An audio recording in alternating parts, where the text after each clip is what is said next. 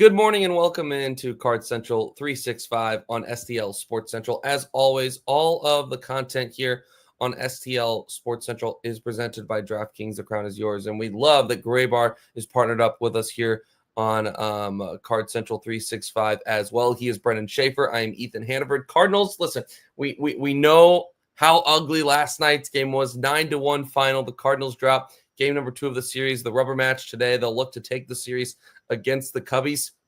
Let me ask you this, Brenden. First off, good to see you, my friend. Second, did this one at all feel similar to game 2 against the Dodgers just a couple of days ago?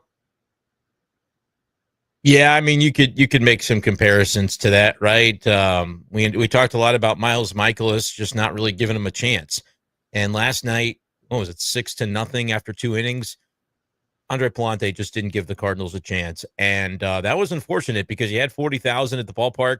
Granted, maybe more Cubs fans than Cards fans, but it was a packed house. I was actually there last night with my family, and it was kind of crazy. You know, you're used to a certain kind of way of feeling at the ballpark this year, not quite as crowded. And that was not the case last night. So certainly there was energy in the building. Unfortunately, the energy was just that energy that got to be enjoyed by Cub fans, because it was over before it really started. I mean, before the Cardinals come to bat in the second inning, to really feel like, yep, we're just kind of going through the motions for these next 7.5 innings, that's not what you want. And, you know, I would say you could compare it to Tuesday against the Dodgers, but it was honestly maybe even a little bit worse than that, because in that game, it felt like, all right, you're still within 3 runs or so when Ollie decides to pull Mikolas. Last night, you pulled Pallante pretty quick, but he just didn't have it and couldn't make the adjustments to what the Cub batters were doing to him. And it was pretty bleak. And again, you just hate to see that after 30 minutes or so of a 3-hour game. You know that it's not going to go the Cardinals' way. Andre Pallante yesterday, an inning and 2/3 thrown, 7 hits, 6 runs, all of them earned, 1 walk, and no strikeouts. Yesterday, John Denton in the post game had an interesting quote from Pallante saying, I'm probably not going to sleep tonight. I'm going to wake up tomorrow or not wake up tomorrow and identify what went wrong so I can work on it and try to have a better one next week. So clearly he's bothered by, right, the quality that he is providing. This is most definitely not the Andre Pallante of 2024. And Larry brings up a good question here. You talk about a guy that's searching for answers, and we know that the Cardinals are still searching and trying to figure out plenty of answers for what the 2026 roster will look like. And in an ideal and perfect world, Andre Pallante is, and it kind of fluctuates, right, from mid 4s to high 4s, depending on how the outing looks. Right now, it's right under 5. How can Chaim Bloom seriously consider him a legit part of the rotation in 26, Larry asks. Brenden, your thoughts on Andre Pallante's future in the rotation? Yeah, I mean, to the way that Larry framed the question, I mean, the best way that I would be able to answer it is by default would be the really the only way you would consider Pallante a legit part of the rotation, which to me just means, hey, coming into spring training, he's not really fighting for a job. He's just in, right? And the performance this year hasn't dictated that for a team that has any designs on being competitive, that Pallante should be, you know, bestowed that distinction. Last year, when he went from the bullpen to the rotation in the middle of the season and was really the Cardinals' most consistent and most effective starter down the stretch, you know, from the beginning of June onward, I said, hey, he should come into this year and have an opportunity to, you know, be given a full year and be able to work through some ups and downs. Right now, we're seeing far more downs than ups, though, for Andre Pallante, to the point where you start to think about next year, and I don't think anything should really be taken for granted or being presented as a given. But when I say by default would be the way that Bloom puts him in there, is if you have another off season where ownership is hesitant on the degree to which they're going to go into free agent spending, and you come into next year looking at, you know, the other options being Sonny Gray is going to be in there if he's here, which he could always be traded, but he'd have to change his tune on that no trade clause. So he'd be one. Liberatore obviously is somebody that you can kind of pencil in. McGreevy, certainly feel like you're going to pencil him in. But beyond that, yeah, Pallante would be the next guy up. And just because he's an incumbent, you would feel like that would be an obvious candidate. But like you mentioned, Ethan, his ERA up near 5 now at 4.95 for the season. The Cardinals have lost, and he's taken a decision in 5 of his last 6 have been losses. He's 1-5, and even that streak kind of goes back all the way to mid-June, where in the last 8 times he's pitched, the team is 1-7. So yeah, you can't, I think, by default, to Larry's question, consider Pallante. But if it happens, it's probably because they don't really go out and add enough meaningfully in the offseason through free agency or trade. And you're coming into spring with those prospects that have largely been banged up this year, just not ready to take on that type of load. Like Quinn Matthews is a guy that I feel like by the way we're seeing him perform recently, if he carries that momentum to the end of the season and comes into next year looking for a job, he might win one. But as we know, most seasons you have injuries to your rotation at some point. Cardinals just haven't had that at the big league level this year. I don't know. The performance right now from Pallante is not consistent enough to say he's just locked and loaded. You'd like to think that going into the offseason, what would happen is Heimblum would get a little bit of clearance, Ethan, from ownership to add financially, even if that's not like a bunch of 3-4 year contracts for pitchers, because we know the new CBA is going to change things. And so if you find that market on some 1-year contracts, kind of maybe similar to what they did with Lynn and Gibson a year ago, but I would say you could even do it cheaper than that. Like, I just don't think, and those guys performed fine for their contracts last year. But like you see guys like Jose Quintana sign this year with the Brewers and end up being such a value.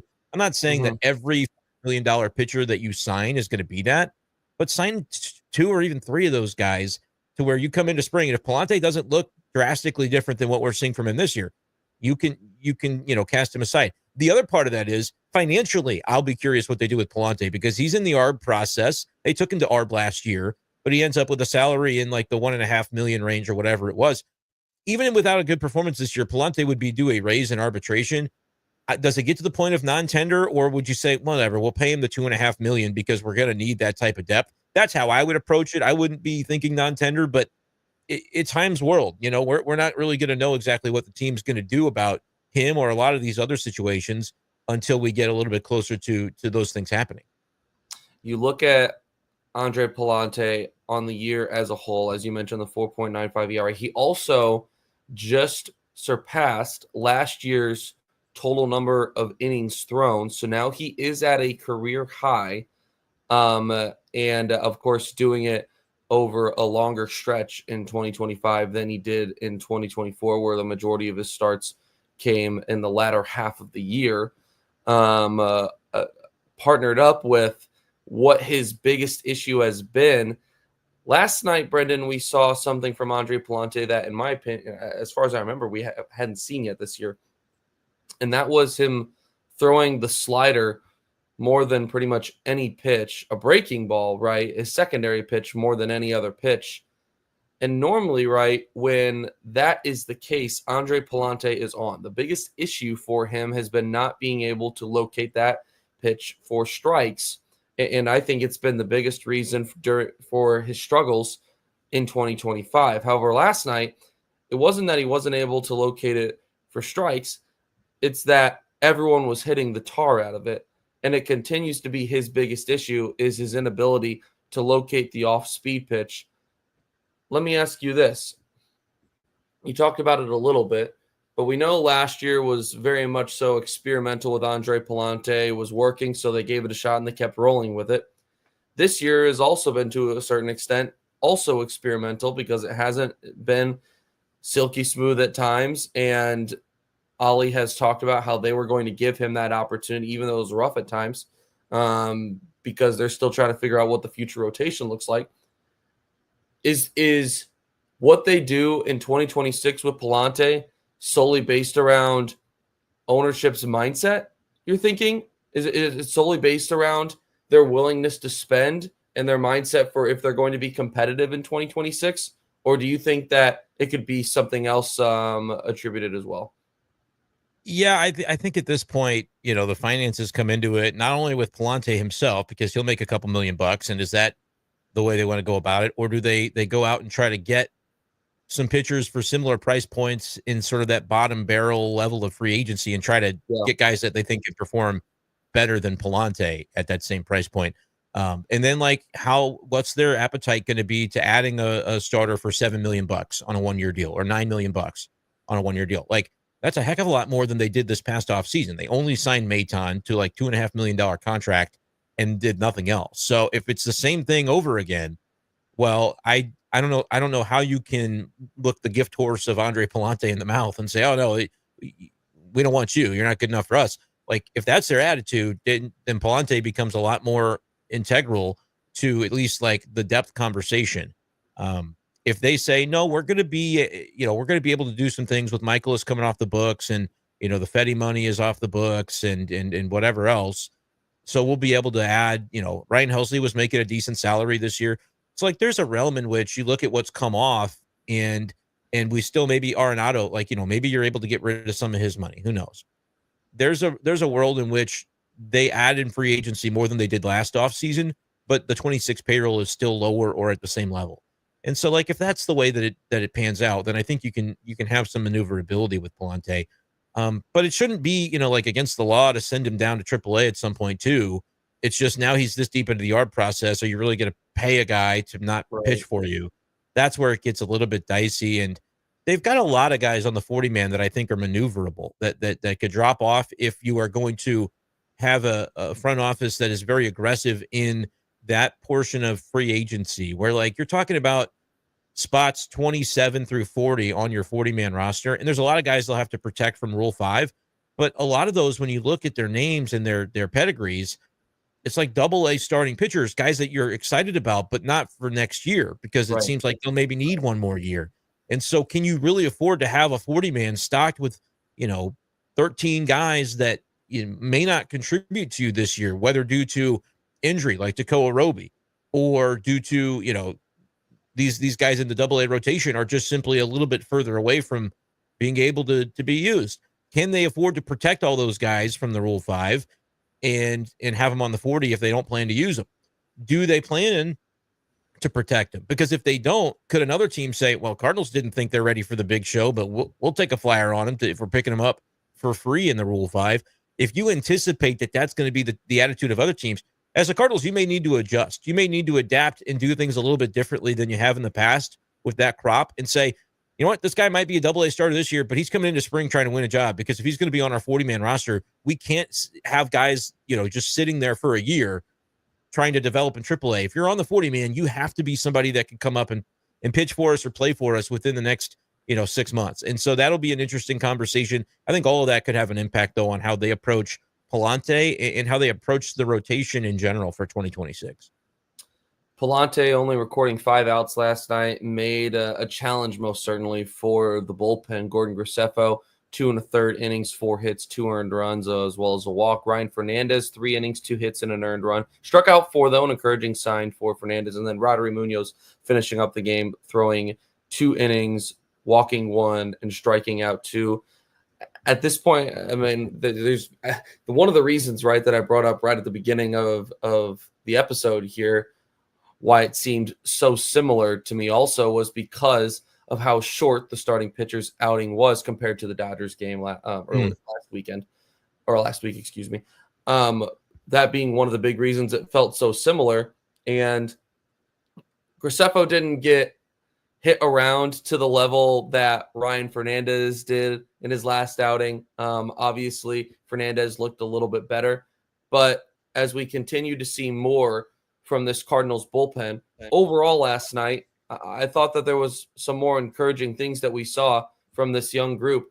I'm going to be very intrigued to see how Chaim Bloom and his front office navigate this bullpen next year. Because like you said, a lot of it's depending on how they view this team, where they view they're at. But I wonder if we see them just roll with the 7 that they have. Obviously, John King would be in there. They need more than one lefty for the start of a season, right? I wonder if they roll with homegrown talent, or if you see them go out and try to acquire a Phil Maton or 2 like that to bring in some veteran mix. If you're not in the mix come trade deadline time, you can sell those off for cheap prospects. Do you have any general thoughts as to how you would go about taking care of your 2026 bullpen just based off of what you've seen since the trade deadline from these young guys. Yeah, bullpen wise, I think you have a lot that can return and be playing a part for you next year. That Matt Swanson, I think, has emerged as somebody that's going to be part of the conversation. He looks like he could be a late inning guy for you with Yeah. the purpose that he has shown on the mound in recent weeks. And like some of the guys, Ryan Fernandez, you're gonna see more of him so that they can make that determination. But there's other guys, Riley O'Brien, I think is going to be, as long as he's healthy, a part of the bullpen next year. And it seems like they're going to be content to go into the last year with JoJo Romero as a key part of the bullpen as well, from the left side. So I think at least half, if not more, are going to be guys that are here right now within the organization. If they're not ready to give up on Chris Roycroft, we'll probably see him again, and you kind of see if he's able to develop. And it takes more time for some guys than some others, and maybe he's somebody they still don't want to give up on. I think you add one or two to do exactly what you're saying. Like Maton turns into a prospect for you. You could do that and try again. And that wasn't expensive. You can sign a couple guys for $4 million or less and, either have a really good bullpen because those were the missing pieces that you needed. Another lefty to go with JoJo would be great. Like John King is, if he's healthy, could be here, but I think you could even upgrade that spot. And that could give you some legitimate value for, it's something that's not that expensive to do. The other thing, though, and this is to the question from Joseph, is like when you're looking at pitching, I think you do probably have to make some trades. I don't know if it's their best players, Ethan, that get traded to accomplish that, but some of the extra position players, right? All the different left-handed bats that you have, maybe not your best one. Seems like they think Burleson is their best one from that group. But who's one that has enough value that when paired with maybe one of those double-A starting pitchers, you could come up with a pitcher that's controllable for 2 years or so and slide him into the rotation, which then means, okay, we don't have to spend $8 million on a starting pitcher just to get us through. We'll spend $8 million on two relievers. So that's where like that trickle-down effect can happen in a really positive way. Chaim Bloom's ability to make trades that fix the puzzle problem for the major league roster, I think can actually start to filter down to the other decisions like the bullpen conversation that we're having. And that's why these last couple of months of the season are oh so important, right? Because there's so many guys that you're looking at now and saying, okay, you have, what is it now, 6-7 weeks to prove it to us, your value. That's what it feels like this time is, right? You have Jordan Walker, which I think he's probably a safe piece. I don't think they're going to move Jordan Walker, right? But you have Nolan Gorman, you have Lars Nootbaar, you have Alec Burleson. Throw Brendan Donovan in the mix. Sure. I wouldn't. I already said Nolan Gorman, so I think I listed all the main ones. I mean, Ivan Herrera, right? There are all these pieces, right, that you want to get shored up on, and some of them there's more shored up on than others. But you're trying to get shored up on, right, to have an idea. Are you a part of the core, or are you getting used as trade bait? And honestly, they'll probably have somewhat of an idea going into 2026 who they're going to want to be moving on from. But it may also come down to, okay, well, if Gorman keeps hitting well, like he has been as of late, even prior to his IL stint, if he continues to hit at a solid, I think I heard yesterday, 264 has been his batting average since early June.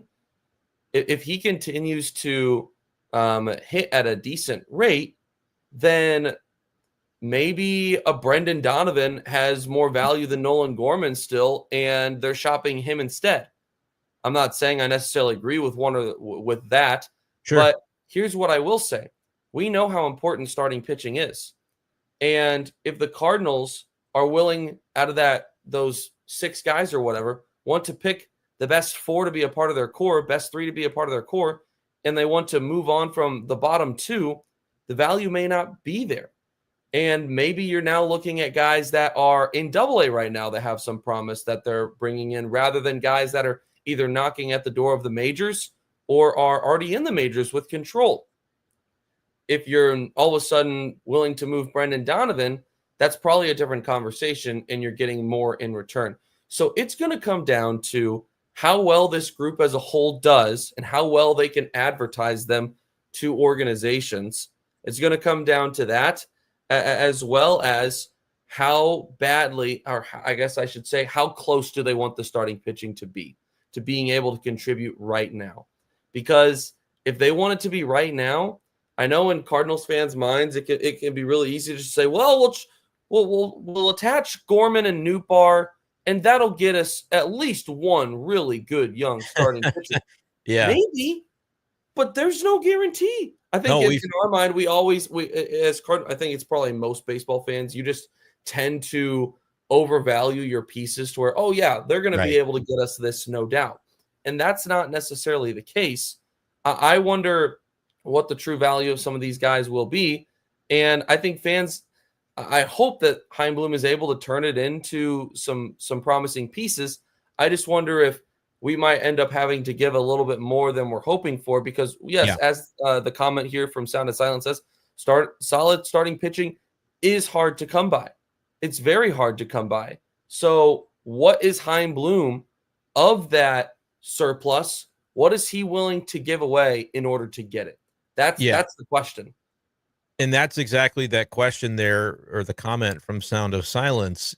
Like, Mozeliak hasn't been able to do it for several years. Is that a Mozeliak problem, or is that just an accurate reflection of what those pieces have been valued at by the rest of the league? We're going to find that out. But I think giving Mo a little bit of the benefit of the doubt, it doesn't feel like you can trade hitting for pitching without also giving some pitching, right? Like, okay, Lars Nootbaar is an established hitter. We want a pitcher. We're going to give you Lars Nootbaar, but we're also going to have to attach a guy who could become an established pitcher. So you would have to probably attach a pitching prospect, maybe not of the Quinn Matthews ilk, but, look at that double-A rotation and think you're maybe giving one or two of those guys along with a Lars Nootbaar. To your point, if it's a more established player that the league values, like Brendan Donovan, maybe you don't have to attach as much in the way of pitching. But it always feels like it takes pitching to get pitching. And so you have to, that's the currency. Even if a team really feels like it needs a bat and it's got an opening for a bat and it matches exactly what you have to offer, pitching just feels like a non-starter unless you're offering it along with that position player. So I think that's a good point.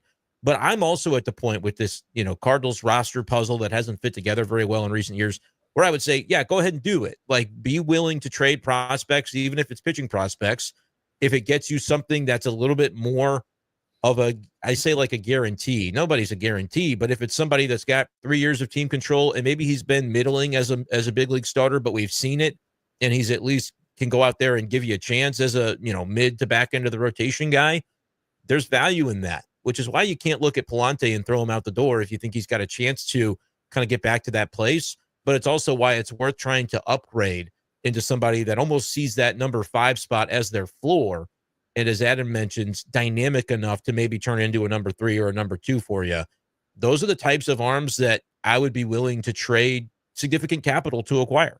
Yeah, because I think that's the only way that you can jumpstart a quote unquote rebuild or a retool, is by kind of, fudging the numbers a little bit to get your rotation closer to what that looks like. And they're not going to do it just by sheer spending. That we know that part. Yeah.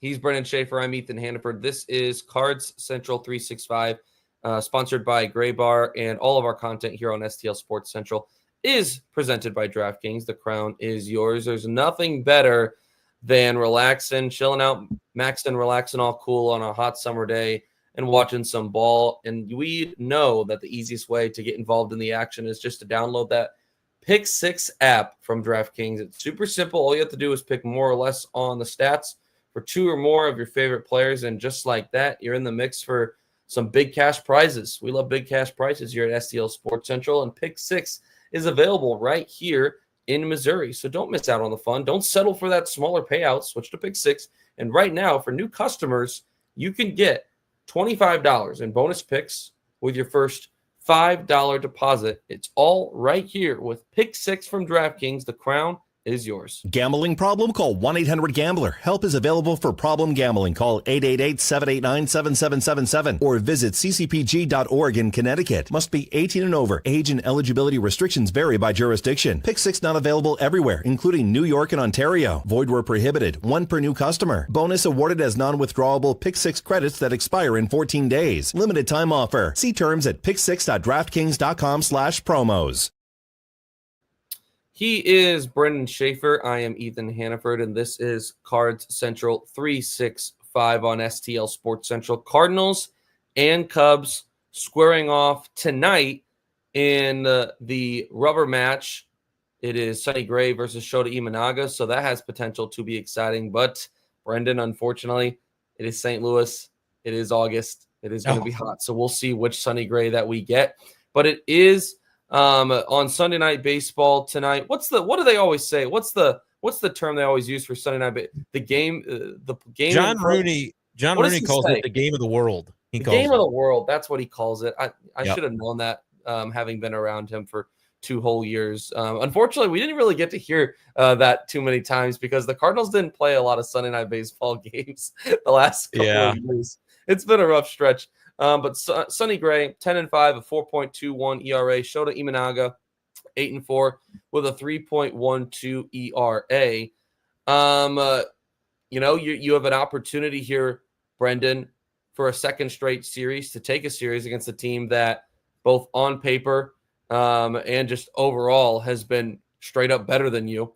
It did that and did not sell at the deadline. I know the Cubs didn't do a boatload at this year's trade deadline, and some people would argue that they were in the losing category. But if the Cardinals are able to bounce back tonight, like they did in the final game of the Dodgers series, where Matthew Liberatore threw all right, but the bullpen was very good, and they had some clutch late hitting. If the Cardinals are able to find a way to win tonight, all of a sudden that's 4 out of 6 against good teams. I'm not saying all of a sudden that the mindset begins to change here about what this team is in 2025. I think we know that, but here's what I will say. I've seen some stuff floating around on X. I've gotten to the point where I'm not even looking at the wild card picture anymore, unless the Cardinals were to seriously go on a run, right? Mm-hmm. But the Mets are scuffling. We know the Cubs have been getting beaten down as of late. The Reds have been struggling also. If the Cardinals are to win, you got Colorado coming into town in your next series. Hopefully they're able to take advantage of that this time, unlike the series at Coors Field, right? If the Cardinals are to win a few games here and all of a sudden they could seriously be back in the mix for the wild card race, let me ask you this. As tempting as it may be for Ali Marmol to manage all of a sudden for a playoff run, is there a world in which you feel like it's right to do so? Or are you continuing to make sure, regardless, that everyone is getting opportunity, that you are playing for 2026 with the mix of, yes, you can play to win, right? But we know that there is a difference in managing for a playoff run than there is in which the Cardinals are going about it right now. What are your thoughts on this if the Cardinals were to go on a little bit of a run here and all of a sudden find themselves back in the mix? I mean, I guess I have to answer the question with a question. What do you think looks differently from one to the other? Because he's always had to straddle that line where he's said, my job hasn't really changed. We're wanting to win games, but not at the expense of evaluation and development. Is there an example or two of a player that gets more run instead of less in a world in which you're trying to go out there and win every single game as the primary goal? Because I feel like it's not like they have these, I'll give you an example. It's not like they have these old players that are getting a ton of playing time. The guys that are kind of fighting for corner outfield spots and DH spots and everything like that. And you can throw center field into it now as well with Victor not being an everyday guy recently. It's all kind of guys in their low to mid 20s. It's younger players for the most part. And it's just deciding between that group. So I feel like I don't think the change is significant. Although, if anything, they've already managed a game like yesterday's game, or what was it? 2 days ago, Friday's game was almost managed with that win now mentality, because there's no reason for Garrett Hampson to ever be in a lineup unless you're Right. doing it because you think it provides you a platoon advantage. And so that's where I'm like, I'll give the evidence to say that Ollie is continuing to manage to try to win every game, because if you and look, you can debate whether or not the right on left is a big deal with Garrett Hampson from Friday night against Matthew Boyd. I would argue that it's irrelevant because he's just not a very good hitter. But you don't do that if you're not looking at platoon advantages and splits and trying to figure out an edge to win that baseball game.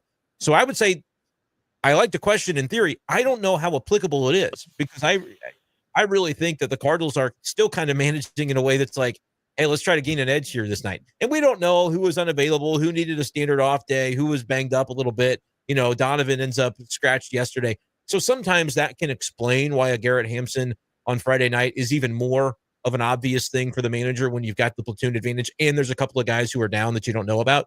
But generally speaking, I'm like, I don't really know how different it looks based on the way the roster looks from one ideology to the next. I look at a world where Nolan Arenado is set to return in a few weeks, right? Okay. Yeah. And all of a sudden now, rather than having one extra man on your bench, you have two of those runway, two of those spots now. And one of them's being used by Arenado. You mentioned Hampson, which baffles me almost as much as Valade. Not as much as Valade, but almost. Yeah. You have two of those spots now. If the Cardinals are in the mix, is there the danger of one of those spots just falling out, where a Lars Nootbaar all of a sudden is just not playing, or we don't see Ivan Herrera in left field again this year, which I know we've only seen him once. I know that's only happened once. Is there something like that happens where it's just there's not enough room? That's not even totally on Ollie, right? I mean, that's no. On the roster construction. So, but that's more so where the thought process comes into mind, knowing that there were some questions for a little bit. Will Nolan Arenado ever play again in the Cardinal uniform? Well, it looks like he's going to be returning in a few weeks as of now. That's what it looks like, the direction we're heading in. And all of a sudden, Ollie Marmol's job, difficult as it is now, is going to get more challenging. So that's more so where my question comes to form. Sure. I think who gets impacted most by Arenado is first Sajacy, because he's been playing some and he won't be, right? Because he's the right-handed match, to where if you're trying to platoon stuff, you're finding a way to get Gorman in there. I don't think Arenado's going to sit, though. Like, if you gave me a 10-game sample, Arenado's playing in at minimum 8 of those 10 games, probably 9, and maybe even all 10. And I don't agree with that personally, because I don't think he's part of your future. And your present should be about identifying your future. I would be playing Nolan Gorman a lot more than I expect they're going to once you get Arenado back. But also, if Donnie's still dealing with the groin, does he have a 10-day? And now, okay, suddenly Gorman's at second every day, and you're able to mix in against lefties. So JC plays second, Nato plays third. So, like, what minor injuries end up being things that guys are not going to play through because of the state of the calendar and the schedule and the record and the standings? That could honestly impact this a little bit as well.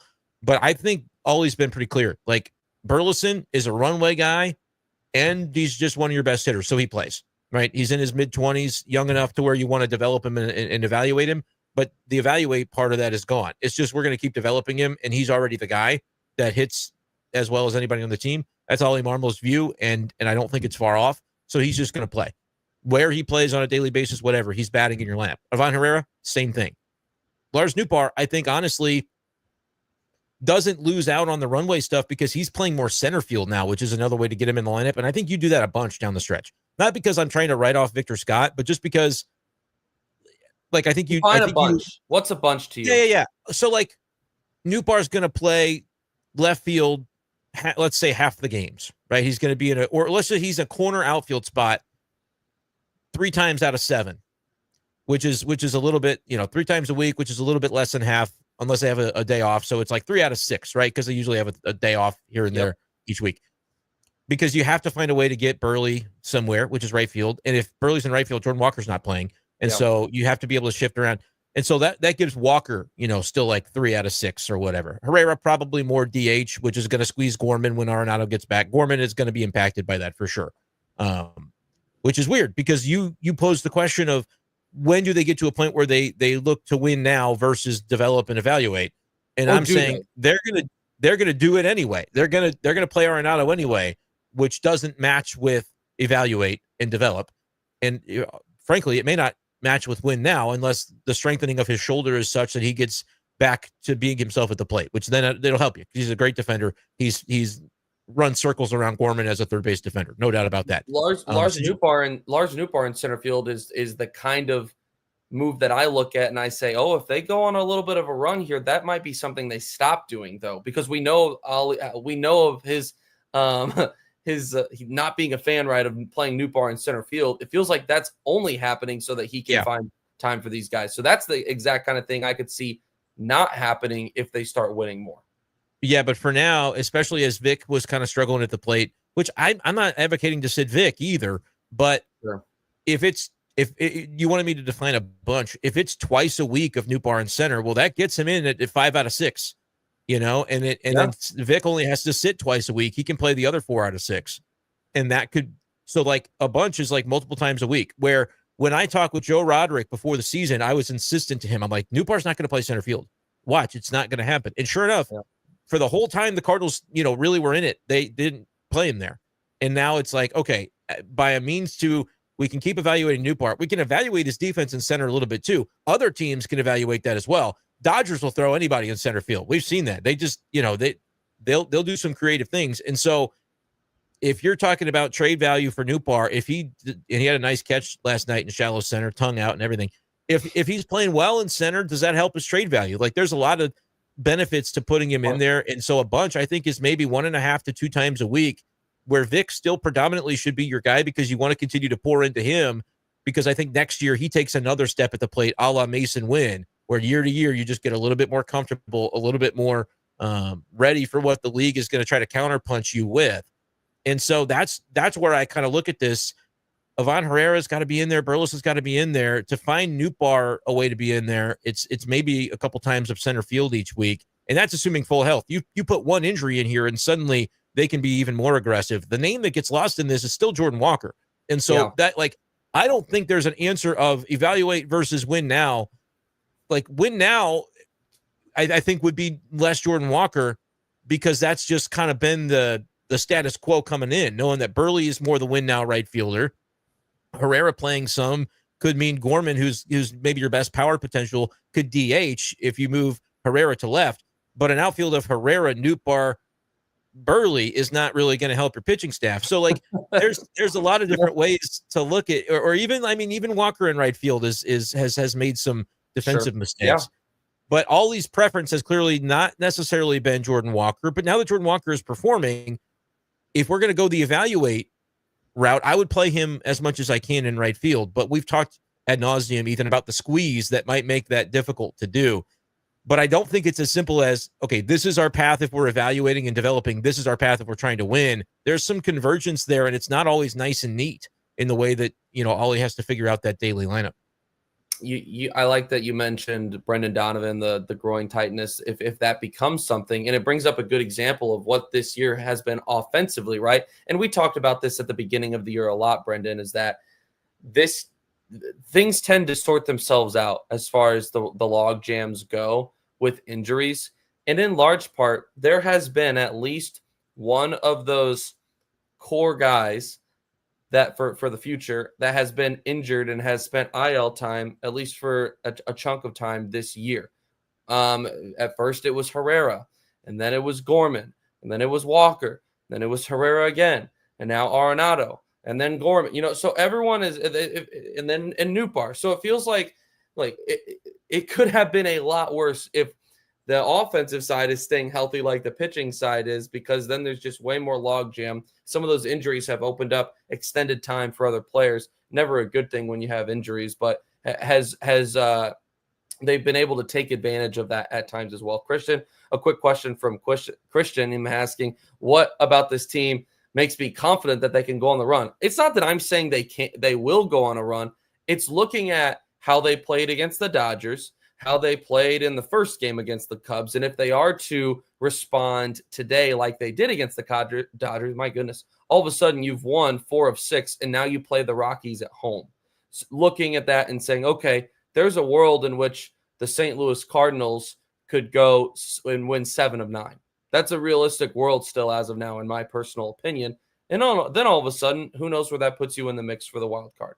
And so not saying it's a guarantee that it's going to happen. It's looking at the hypothetical and saying, okay, if this happens, which is still semi-realistic, I think, then does it change the way that things happen? So I think we covered that pretty well, Brendan. As we begin to wrap up here, any thoughts or any wrapping thoughts or anything else you'd like to discuss? Yeah, I'll give you two quick ones, both from the chat. There was a question about what happened to Nootbaar awful against lefties.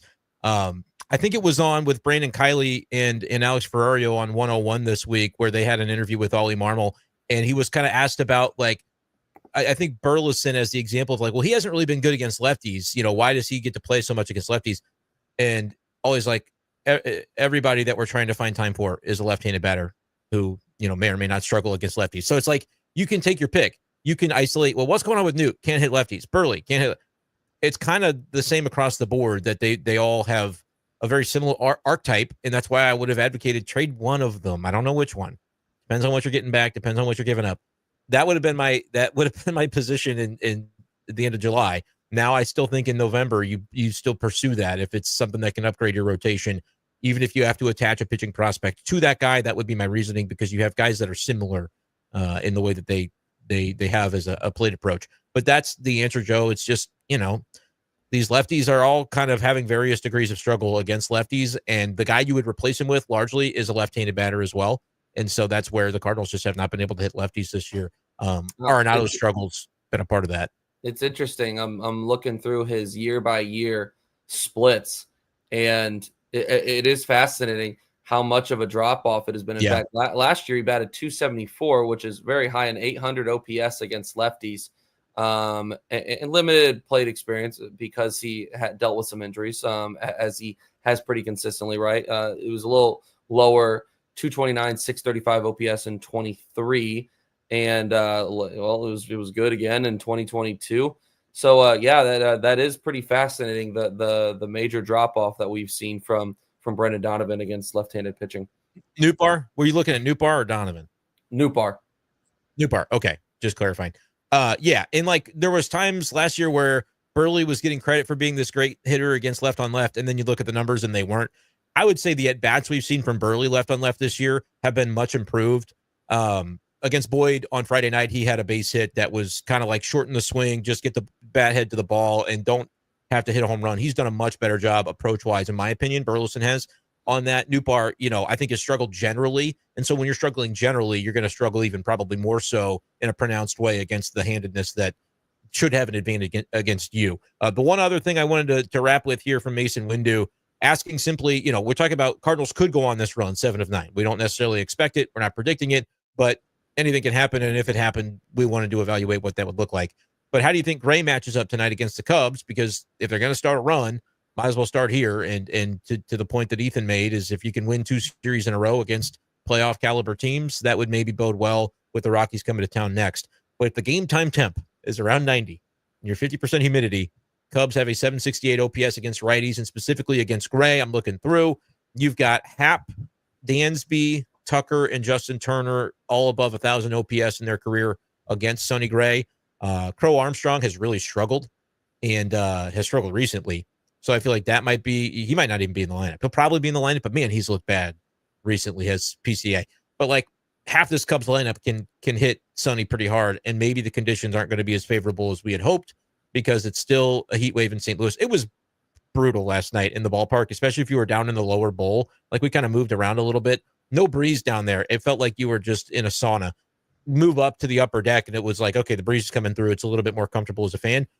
Sonny Gray is going to be on the field. So I don't know if he gets the benefit of any breeze quite the way that we can up there in the 200s or the 300s. So what do you predict? I'm going to put you on the line here for tonight. Give me a Sonny line score and then a game score for this one. If you can get what Sonny Gray provided against the Marlins, if you can get that against the Cubs, do I like it? No, but I'll take it. 5 innings, 3 earned runs, 8 hits, obviously a little bit high, 5 strikeouts. If you can get that from Sonny Gray tonight against this Cubs team, I would argue anything better than that, I would be satisfied with, because right now, based off of what we've seen in recent times from him, in this St. Louis heat, in this hot summer weather. It just hasn't been very good, and it's been consistently not very good. The tough part is that facing off against Imanaga, the Cardinals, what we know of their struggles against righties, and we saw the lineup that they put together on Friday, righty heavy, to the point where you had Garrett Hampson in there. I don't like that usage, even though he is playing the splits, I guess you'd say. I would still like to see some of those young guys and just throw them out there, give them the chance, see what happens. So part of me wonders if they go splits again and they try to just throw out as many righties as possible. The difference is that I'm assuming Donovan won't play again tonight. Right. He was one of the two lefties that played on Friday, along with Burleson. So that gets you, throws another righty potentially in there. So we'll see how they'll be able to go about that. I'll go JC at second for Donovan. Give Gorman a look at third base against a lefty. Burley's going to be in there no matter what. Yep. Herrera's going to be in. Center field is interesting. Maybe if Gorman's playing third, you can easily DH Herrera and then have Newton left, and I would throw Victor Scott in center unless there's something physically with him. I would throw him in there, and I'm not even kidding you when I say it.